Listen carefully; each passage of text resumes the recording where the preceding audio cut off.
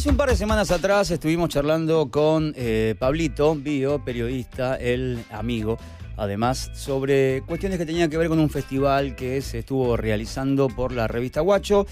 Quedamos muy prendados, la verdad, si bien yo a Pablo hacía unos cuantos años que no lo veía, de hecho lo conté acá, la última vez creo que fue en Brasil, no por hacerme el cheto, sino que fuimos a trabajar juntos al Festival Rock in Rio allá en el 2011, después creo que no nos volvimos a ver más.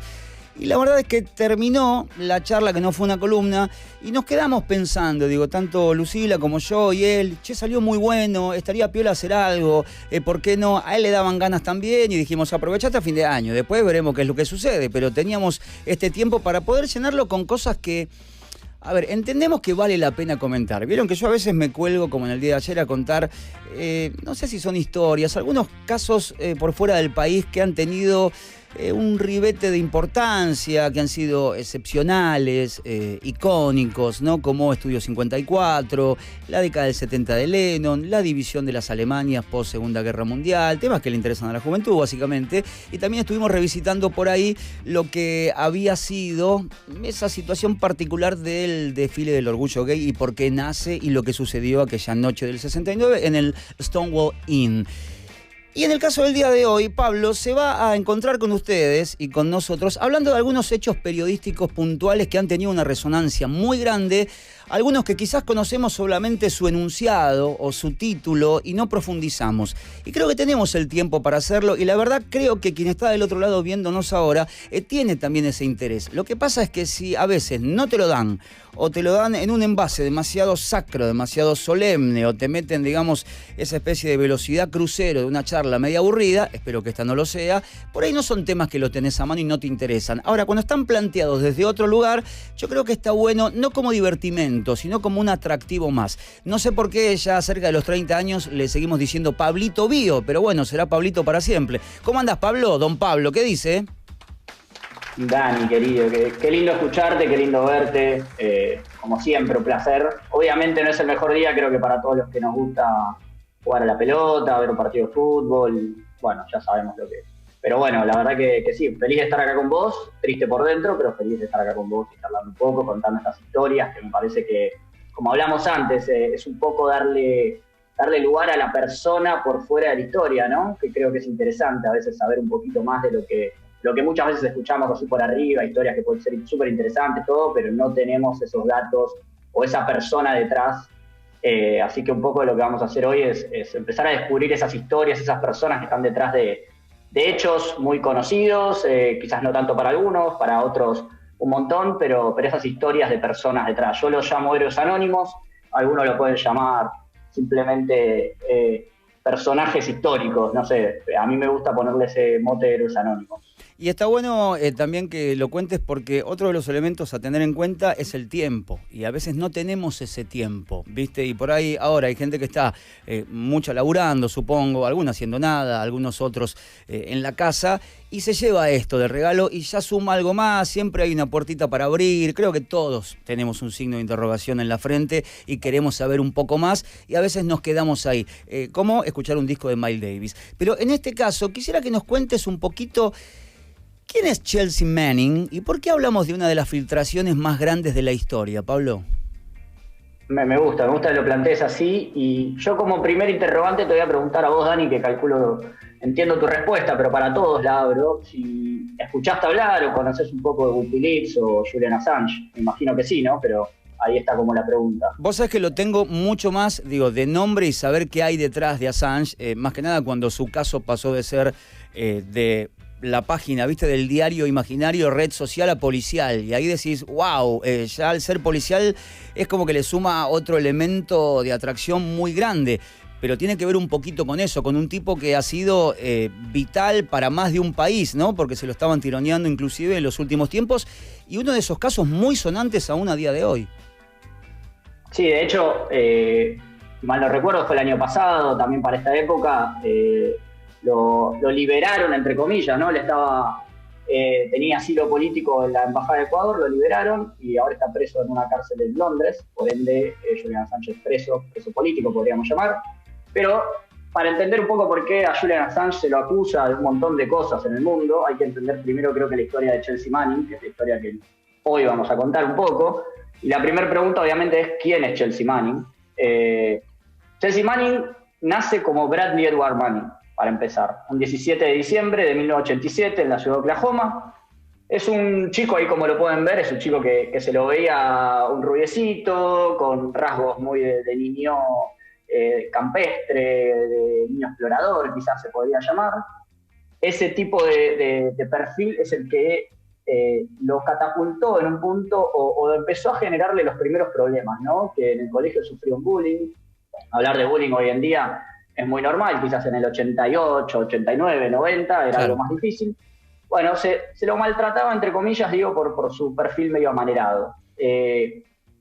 Ahí es donde empieza a ocurrir un poco lo que es la historia de Chelsea Manning o lo que se empieza a desarrollar, ¿no? Él se llamaba Bradley, nació en Oklahoma, como dice, y lo que le pasa es que por este bullying que empieza a sufrir, él decide, cuando termina el colegio, alistarse en el ejército. Hasta ahí, una historia bastante normal. Sí.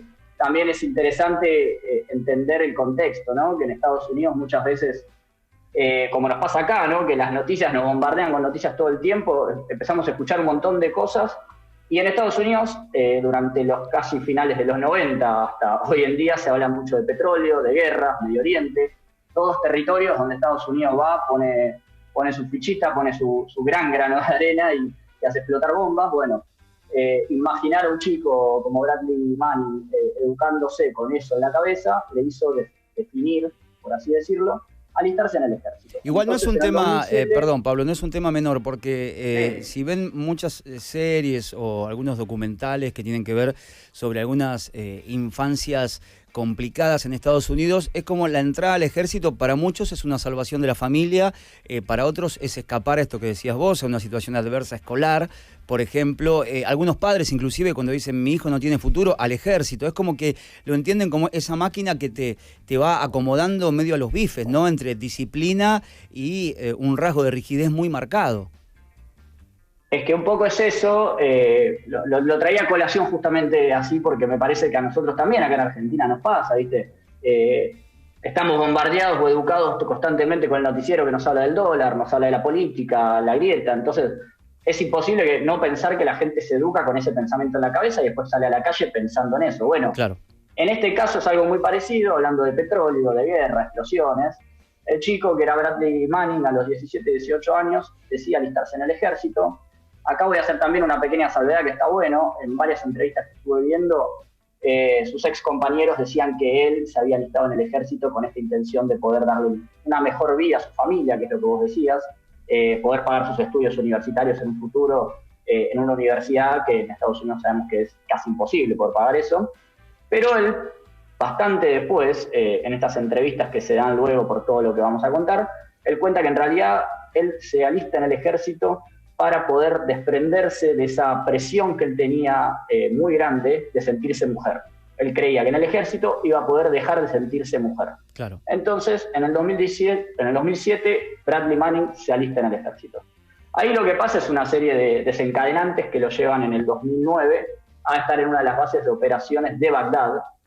Hay que entender que para ese momento ya la guerra en Medio Oriente era sin duda una de las guerras creo que más sangrientas que vamos a tener en el mundo y en la historia. Entonces es entender que un chico que se lo consideraba amanerado, que sufrió mucho bullying, en la escuela militar también lo sufrió, pasa a estar en una de los centros de operaciones más importantes de Bagdad.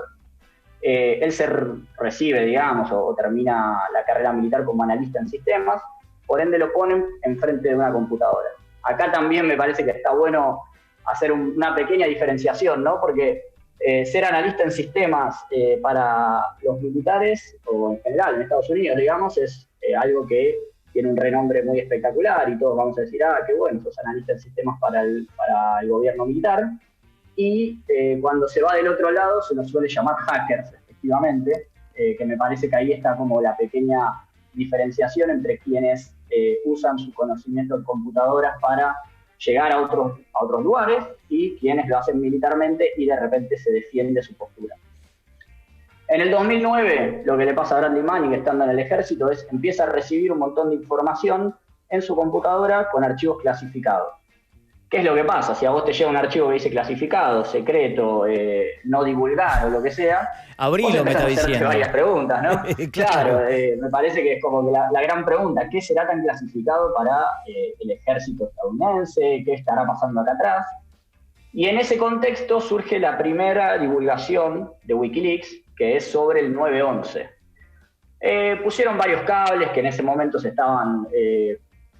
información que se pasaba de mano a mano entre el Servicio de Inteligencia de Estados Unidos, el gobierno, otros servicios de inteligencia del mundo, y se empezó a conocer que había un detrás, obviamente, un trasfondo político del 9/11 que le generó un ruido muy grande a este chico. Ese fue el primer gran descubrimiento de Wikileaks. Entonces, a raíz de eso, él en el 2010 se pone en contacto a través de un sitio obviamente encriptado, con todo lo que podemos hablar de hackers, ¿no? Se pone en contacto con dos personas. La primera es Julian Assange, director, presidente, no sabríamos cómo llamarlo porque en ese momento Wikileaks era algo bastante ilegal, de Wikileaks.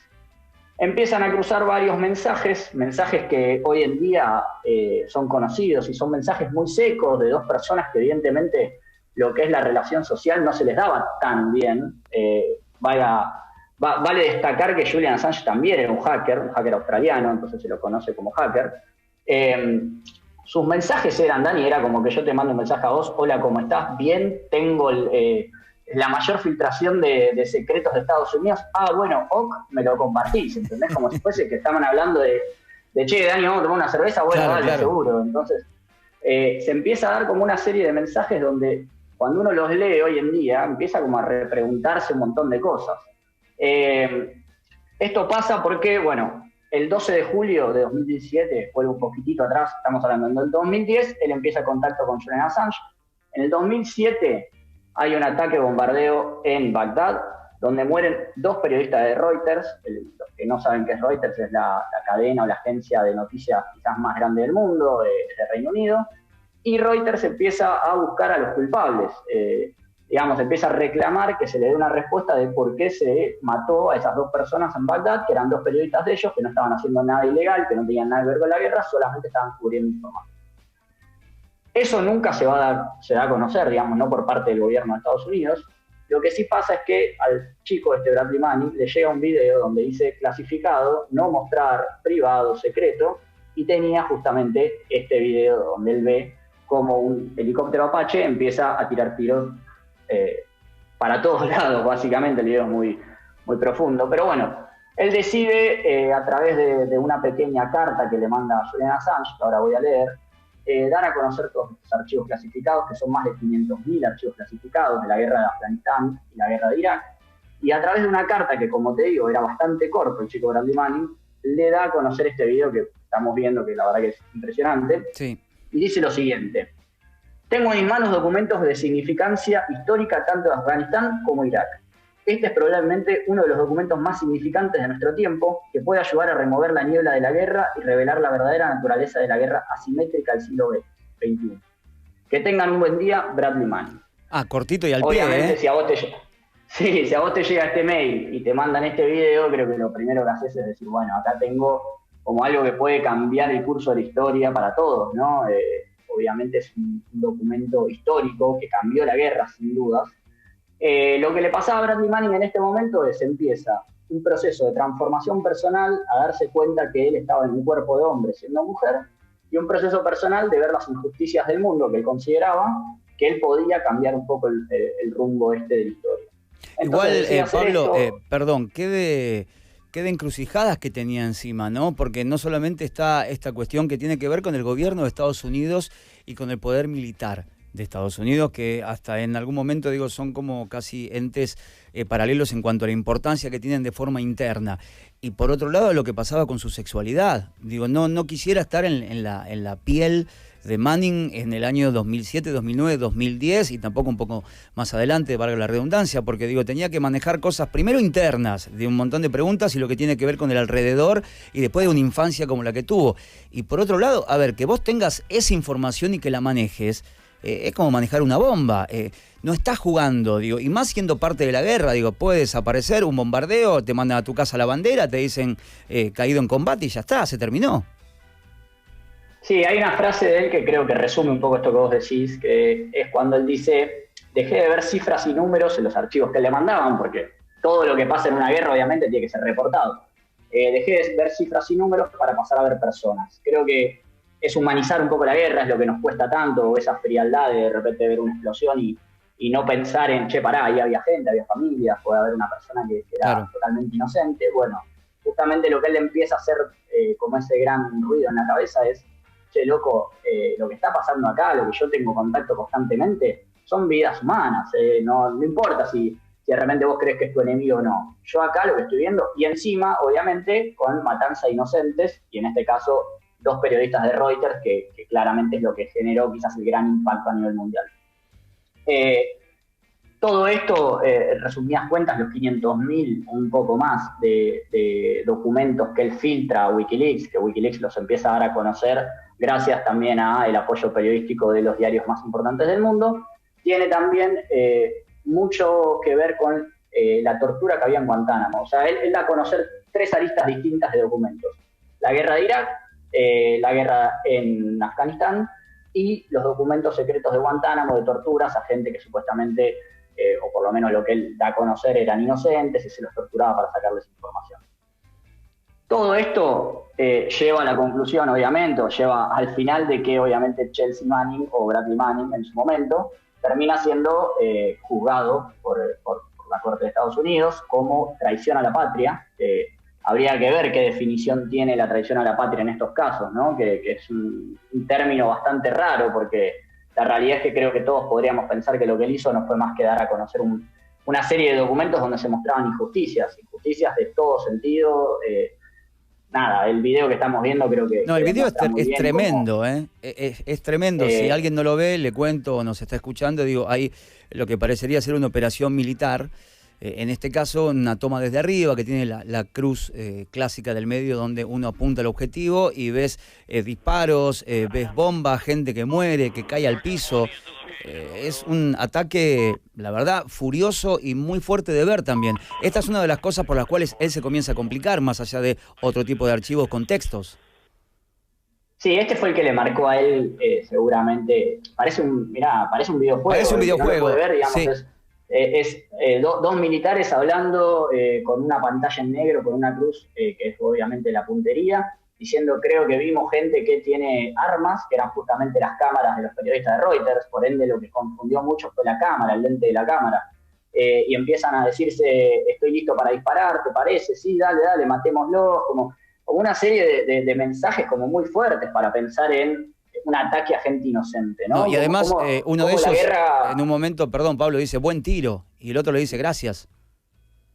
Exacto, no, es como la guerra de repente se termina transformando en, viste que ahora todo el mundo juega, no sé, al Call of Duty, creo, bueno, es un poco pensar eso a nivel real, ¿no? Y cómo de repente la muerte de un ser humano puede pasar a ser algo tan frío como un número, y creo que eso también es lo que a él le golpeó mucho a la hora de decidir para lo que es en Estados Unidos ser un traidor a la patria. Ahí es cuando yo lo llamo el verdadero daño colateral. Este video se llama Daño Colateral, así lo publica Wikileaks en su momento y así es como se da a conocer. A mí me parece que ahí es cuando empieza el verdadero daño colateral, que es el daño a esta persona que es Bradley Manning, que obviamente en 2010 lo detienen como hombre, lo llevan a Guantánamo, pasa 6 meses confinado en una celda solitaria. Imagínate lo que es para el tipo que dio a conocer las torturas en Guantánamo y sabía todo lo que estaba pasando ahí adentro, que a vos te digan, che, pasá a esta celda que vas a estar 6 meses encerrado en una prisión, aislado de todo y seguramente sufriendo la cantidad de torturas. Tortura psicológica, además que debe haber sufrido. Por ende, obviamente si lo pensamos de esa forma y con, como vos decís, la tortura psicológica, los derechos humanos saltaron, los abogados de derechos humanos de todos lados saltaron en defensa de Bradley Manning, obviamente con el apoyo de Wikileaks y Julian Assange, que ya para ese momento era una figura súper, hiper, mega conocida, porque, como te digo, el que tomó la fama o el que agarró el gran poder gracias a toda esta filtración fue Julian Assange.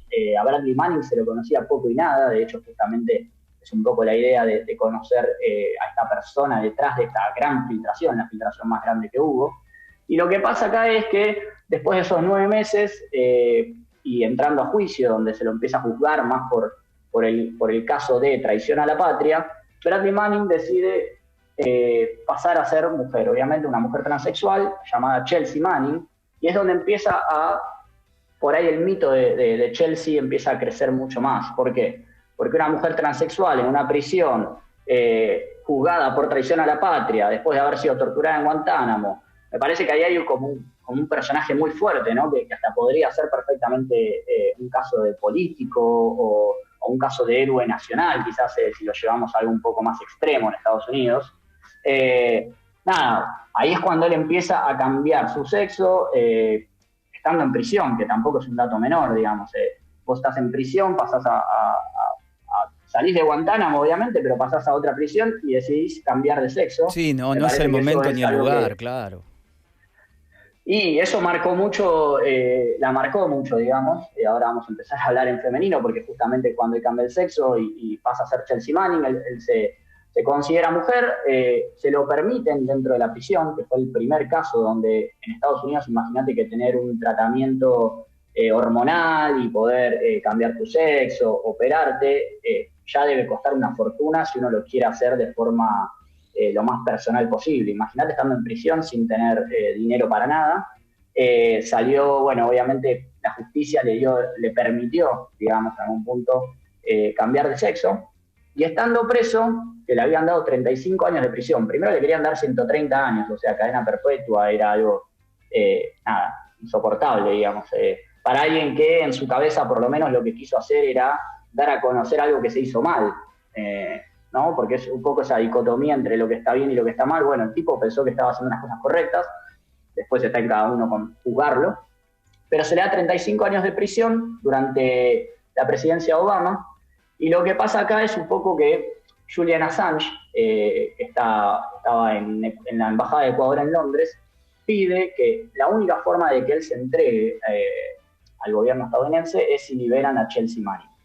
Esto lo escucha Obama y decide darle como una indulgencia, un perdón, permitirle salir de prisión. Y cuando se le permite salir de prisión a Chelsea Manning, lo que pasa es que asume Donald Trump. Creo que no hay peor cosa que le puede pasar que siendo una mujer transexual, traidora a la patria, que asuma Donald Trump la presidencia de Estados Unidos. Me parece que está clarísimo lo que sucedió en ese momento. Estuvo algunos años libre, se quiso postular para un cargo político en Estados Unidos, no lo obtuvo obviamente, y si no mal no recuerdo, creo que fue en 2019, se lo vuelve a meter preso. Principalmente la causa o lo que Donald Trump asume, que justamente él dice yo soy la perra de Trump, esa frase quedó muy fuerte en lo que fue la cultura estadounidense en ese momento, soy la perra de Trump, soy una mujer transexual que traicionó a la patria y que encima Donald Trump me mete preso. Donald Trump lo acusó de no querer dar a conocer detalles de esta filtración, cuáles eran los documentos que le había dado y de estar en el juicio contra Wikileaks o Julian Assange. Entonces lo vuelve a meter preso y hoy por hoy, gracias a Dios por lo menos, se lo liberó porque tuvo varios intentos de suicidio. Obviamente, insisto con esto porque me parece importante para entender un poco el trasfondo, ¿no?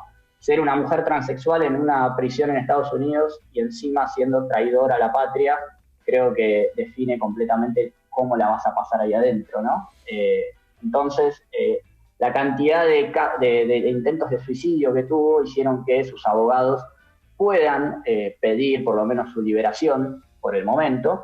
Así que hoy en día te podría decir que en el 2020, gracias a Dios, Chelsea Manning está libre. Una de estas, hoy vamos a llamarlo heroína anónima, que logró cambiar el curso de la historia no solo para Estados Unidos. Me parece que lo que pasó y esta filtración que se dio a conocer sobre la guerra fue mucho más que un caso particular para Estados Unidos. Fue un caso que cambió la historia de todos, que nos pone también para preguntarnos, me parece, Dani, un poco es eso, ¿no? ¿Hasta qué punto consideramos que una guerra son números, son personas? ¿Vale la pena esa filtración? ¿No vale la pena? ¿Tu vida después va a estar completamente juzgada por eso? Me parece que hay muchas aristas que salen de este caso muy personal que pasó con Chelsea Manning, que sigue pasando, que hasta el día de hoy se lo juzga. Plantearse la traición a la patria, ¿dónde está? Y me parece que hoy un día como hoy, digamos, con todo esto que se está hablando de Maradona, ¿no? De la parte personal de su vida, en Estados Unidos, acá se le juzgó mucho a Chelsea Manning por su cambio de sexo. Me parece que estaría bueno también que empecemos a entender que lo que uno hace con su vida privada no debería ser sinónimo de juzgar a alguien, ¿no? Y en este caso se notó mucho con el caso de Chelsea Manning, porque en Estados Unidos se lo juzgó más como una mujer transexual loca que como una persona que vio la crueldad de la guerra en carne propia y decidió hacer algo al respecto. Después cada uno puede decir que está bien o está mal, pero el planteo inicial de juzgar a alguien por su condición sexual, su decisión o lo que sea, me parece que acá se abre un gran paréntesis para poder decir, más allá de lo que él hizo o no, su situación personal, su decisión personal sobre su sexo o lo que sea, no debería ser un caso para juzgar. Y bueno, eso es lo que está pasando hoy en día, ¿no? Sí, la verdad es que tiene un montón de aristas por donde entrarle. Digo, un montón. Digo, es un caso que la verdad yo lo tenía un poquitito por arriba, no había profundizado tanto. No conocía, por ejemplo, los vaivenes de estar encerrada, salir de la prisión, digo, ser transgénero en Guantánamo, teniendo el cartel arriba tuyo de traición a la patria, en Estados Unidos. Digo, con todo lo que eso implica, con una política muy cerrada, con este tipo de filtraciones que para ellos son imperdonables y que lo haga alguien común, ¿sí? No alguien que está en una esfera o en un estrato jerárquico muy alto y debe haber sido como un dedito ahí donde duele y donde no querés, aparte, que se note ni que te duela, y más con el cambio de gobierno encima y el ingreso de Trump. La verdad que es fascinante. Cuando yo digo a veces es fascinante estos recorridos históricos, decís, bueno, pero son casos medio turbios. Sí, es verdad, son medios turbios, pero lamentablemente tienen algunos elementos o aditamentos que hacen que sea atractiva una historia, a veces con resultados un poco más tristes, aunque a día de hoy, bueno, celebramos que Chelsea se encuentre libre y esperemos que sigan reproduciéndose casos así, ¿no? Y que se pueda mostrar lo que vimos hace un ratito, que parecía un videojuego, era gente que estaba perdiendo la vida, nada más y nada menos, y que no es un número. Detrás de cada persona hay un montón de familias. Quizás nosotros, como no estamos en una situación así, digo, de ocupar terrenos ajenos, más que de entrar en guerra, de hacer ocupación, perdemos el foco de todo esto. Pero si uno mira para atrás y entiende el dolor de cada una de las familias, va a entender un poquitito más a todo lo que hacía referencia a vos. Pablito, me encantó, quiero más casos de estos, así que el próximo día jueves, digo, hay un montón, viejos, actuales y demás, que tienen muchas aristas interesantes y está fantástico además cómo las contás. Bueno, Dani, gracias. Lo último, digo, bueno, gracias a Lu y a vos por dejarme hacer esto. Y que bueno, que me parece que este caso también está bueno para un día como hoy, como decía antes, replantearnos esa imagen de ídolos, de héroes, de megadioses que ponemos a veces en la cultura popular. Empezar a entender el trasfondo que hay detrás de cada persona, empezar a valorarlos más como seres humanos, no tanto como ídolos, empezar a entender que a veces lo que uno hace en su vida personal no tiene que manchar quizás lo que uno empieza a juzgar o lo que uno cree que después como cultura o como historia súper masiva es lo que uno empieza a señalar. Me parece que está bueno a poquito empezar a despojarnos de eso, quizás empezar a dejar de llamar ídolos a la gente, pero sí por lo menos entender que somos todos seres humanos, todos podemos tener errores, y en este caso particularmente no juzgar a nadie por su decisión sexual o lo que quiera hacer, sino nada más que de última juzgarlo por sus hechos. Pablito, un placer gigantesco, bienvenido a la familia de Charlatown y el próximo jueves nos encontramos acá con más historias como estas. Te mando un abrazo gigante. Un abrazo, Dani, gracias por todo. Pablo Bío con nosotros, @Pablito Bío, lo van a encontrar en Instagram, y si quieren el jueves que viene va a meter la mano otra vez para sacar algunos héroes anónimos que me parece vale la pena conocer.